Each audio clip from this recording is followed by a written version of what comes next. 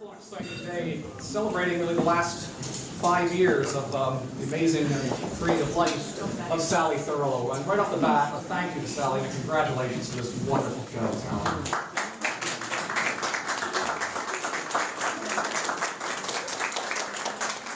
Other people Your family and friends.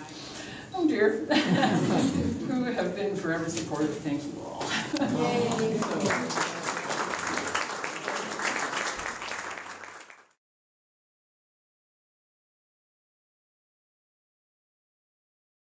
Shorelines border one world with another, where the beachcomber's harvest is exposed by nature's rhythm in deep time.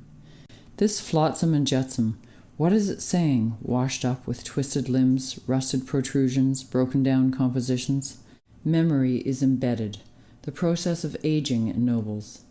From being tossed away or lost, then washed up, then recovered and restored to dignity and purpose, these driftwood forms represent a deeply human longing for reclamation. Like us, they are simply travelers through time, looking for meaning. How have we come here? How do we react to our environment? How do we find ourselves and each other in our multicultural humanity? The figures started from the careful collecting of monumental driftwood pieces beside Lake Ontario, where our family has lived for 26 years. I saw and felt not only the essence of the living form of the trees, but the larger creative energy from which they sprang. This brought about the Cliff Sentinels in 2003.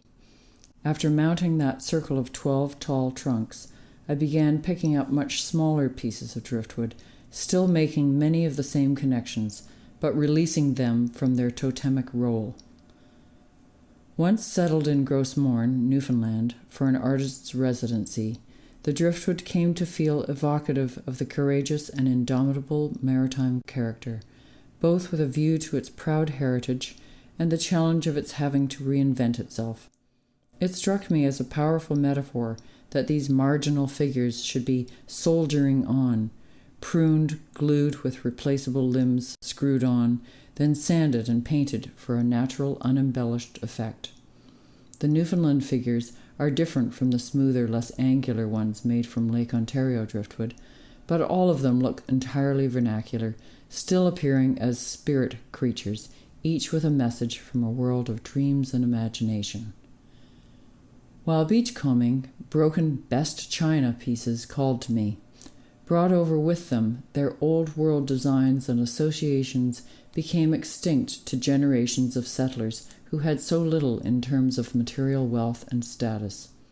This metaphor also struck me as moving, poignant, and resonating for many communities around the world, forced to leave their homes and countries because of oppression, war, or environmental disasters.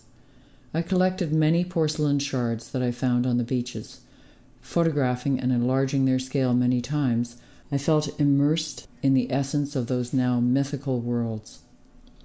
From various geological locations in Grossmorn, individual rocks, significant because of their incredible ages, their journeys, and the resulting forms, were cast in aluminum mesh. In smooth contrast, there are also some from the shoreline of Lake Ontario. All take on the memory of rock forms in shape and veining. I have inverted them to become vessels, repositories of memory, of recollection. This wandering in the inquiry over an extended time has allowed me to collect my thoughts and press them to animated forms using nature's elements. There is little that presents more enjoyable ability to be in the moment than a walk on the beach.